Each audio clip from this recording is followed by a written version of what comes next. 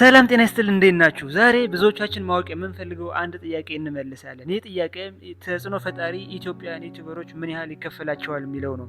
በዚህ ጉዳይ እንመለከታለን። ዩቲዩብ መጀመሪያ ይህን አሃዛዊ የሆነ መረጃ ከማግኘታችን በፊት ሰዎች በዩቲዩብ ገቢ ከየት ነው የሚያገኙት የሚለው እንይ።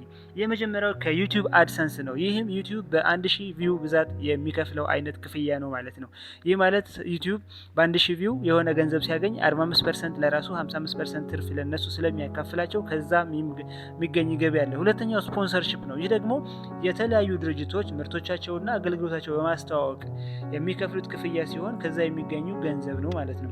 ሶስተኛው አፍሌት ማርኬት ነው። አፍሌት ማርኬት ማለት ምርትና አገልግሎትን በማስተዋወቅ ወይ ደግሞ የሆነ እቃ የሚሸጥ እቃ እናንተ ዩቲዩብ ቻናል ላይ በመለጠፍ ሰዎች ያንን የእናንተን ሪፈራል ሊንክ ተጠቅመው የሆነ እቃ ሲገዙ ከዛ ግዢ የሚገኝ የሪፈራል ክፍያ ወይ ደግሞ ድርጅቱ የሚከፍለን ሰው ስላመጣን የኢንቪቴሽን ደግሞ የሪፈራል ክፍያ የሚገኝ ክፍያ ነው።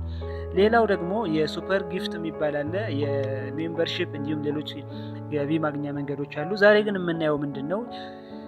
አንድ ድርጅት ይዞት የወጣው በዩቲዩብ አድሰንስ ብቻ የተመሰረተ የገቢ መጠን ነው ማለት ነው። ምክንያቱም እነዚህ ሌሎች የጠቀስኳቸው ስፖንሰርሺፕ አፍሌትም ፕራይቬት ስለሆኑ ሊያውቋቸው የሚችሉ ዩቲዩብ እና ወይ ደግሞ ራሳቸው ሰዎቹ ብቻ ናቸው የሚያውቋቸው ማለት ነው። ስለዚህ ያኛው የዩቲዩብ አድሰንስ ቤዝድ የሆነ በቪው ቤዝድ የሆነ ካምፓኒ ባወጣው መረጃ እናያለን። ይህን ከማየታችን በፊት ግን ስራችን ለምሳሌ ብዙ ዩቲዩበሮች እንደዚህ በሚሊዮን የሚከፈላቸው ይመስላችኋል? ሁሉም ዩቲዩበር ዩቲዩብ ያስከፈተ ሰው ብር የሚያገኝ ይመስላችኋል? እውነታው ግን እንደዛ አይደለም። በተለይ ደግሞ ከኢትዮጵያ ውጭ ቪው የማይታይላቸው ሰው ከሆነ አብዛኞቻችን ኢትዮጵያ ውስጥ ያለ ዩቲዩብ ደግሞ የኢትዮጵያ ከስተመር ያለው ዩቲዩብ ብዙ ቪው እንኳን ቢኖረው የሚከፈለው ክፍያ ትንሽ ነው። አንዳንዶቹ እንዲያውም ምን ይላሉ? በሚሊዮን በ2 ሚሊዮን 3 ሚሊዮን ኢትዮጵያ ከሚታይ ይልቅ በሺዎች አሜሪካና አውሮፓ ያለ ማስታወቂያ ዩቲዩብ ማስታወቂያ ያለበት ሀገር ላይ ቢታይ የተሻለ ክፍያ እንደሚያገኙ ብዙ ጊዜ ተናግረዋል። ነገር ግን እንደዚህም ሆኖ በዩቲዩብ መሰረት የዩቲዩብን መረጃ በማውጣት በማድረግ ቪድ አይኪው በሚባለው ድርጅት ወይ ደግሞ የዩቲዩብን መረጃ በመጠቀም ቪው፣ ሰብስክራይበር እና ሌሎች መረጃዎችን የራሱ የሆነ መረጃዎችን በማየት በየወሩ ሰዎች ምን ያህል እንደሚያገኙ በሚያወጣው መረጃ መሰረት ለዛሬ ቶፕ 5 የሆኑ ዩቲዩበሮች ነግራቸዋለሁ በዚህ ወር ማለት ነው። ይህ ክፍያ ግን ኦንሊ የዩቲዩብ አድሰንሱ ብቻ ነው፣ ሌሎች ገቢዎችን አይጨምርም ማለት ነው።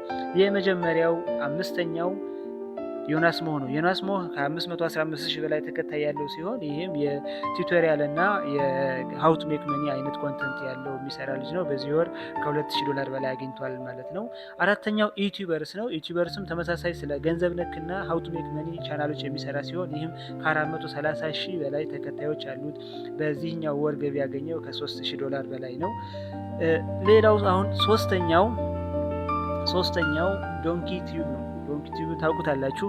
ዶንኪ ቲዩብ ነው። ዶንኪ ቲዩብ ደግሞ በዚህ ወር ኢንተርቴንመንት ቻናል ነው፣ ታውቃላችሁ። በሚሊዮን የሚቆጠር እይታ የሚያገኝ በሚሊዮን 3.2 አካባቢ ሚሊዮን ሰብስክራይበር ያለው ነው። በዚህ ወር ያገኘው ገቢ ከ8.5 ወይ ደግሞ 8500 USD አግኝቷል ማለት ነው።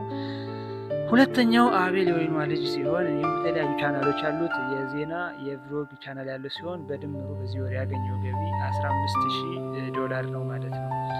በአንደኛ ደረጃ የተቀመጠው በጣም በሚገርም ሁኔታ ኢትዮ ፎረም የሚባል ይዘት ያለው ወይ ደግሞ የፖለቲካል ይዘት ያለው ታውቁታላችሁ። በያየሰው ሽመልስ የፖለቲካ ትንታኔና መረጃዎችን በተለይ ደግሞ ኢትዮጵያ መንግስት ጋር ያለውን የፖለቲካ ክፍተት የሚያይ እና በብዙ ውጭ ሀገሮች የሚወደድ አብዛኛው ፖለቲከኞችና ህዝቡ በሚባል ደረጃ የሚመለከተው ከ1.5 ሚሊዮን በላይ ሰብስክራይበር ያለው ቻናል ሲሆን በዚህ ወር የሰራው ገቢ $24,000 ብቻ ነው። $24,000 በመስራት የዚህ ወር የመጀመሪያ እኔ ካየኋቸው መረጃዎች አንደኛ ሆኖ አግኝቼዋለሁ ማለት ነው።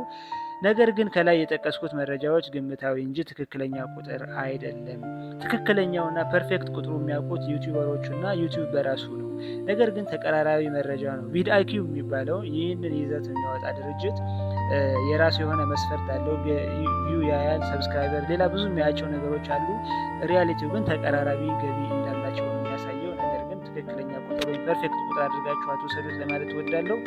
ይህም ደግሞ ቅድም መጀመሪያ እንደነገርኳችሁ የማስታወቂያዎች እና በተለያየ ሀስል ወይ ደግሞ በሳይድ ኢንካም የሚገኙት ከዩቲዩብ በማስታወቂያ በስፖንሰርሺፕ በሜምበርሺፕ የሚገኙትን ክፍያ አይጨምርም። ይህንን ሲጨምር ከዚህ በላይ ገቢያቸው ሊሄድ ይችላል ማለት ነው። በተለይ ደግሞ አንዳንዶቹ እንደሚሉት አሁን ኢትዮጵያ የዩቲዩብ ሜምበርሺፕ አባል አይደለችም። ይህች ሀገር ወደዚህ አባልነት ብትገባ ገቢ ሊጨምር ይችላል ብለው ያስባሉ? እናንተ ምን ታስባላችሁ? ኢትዮጵያ በሚቀጥሉት ዓመታት የዩቲዩብ ሜምበርሺፕ አባል ብትሆን ገቢያችን ይጨምራል? የእነዚህ ዩቲዩበሮች ወይም ሌሎች የሚመጡ አሁን እየመጡ ያሉ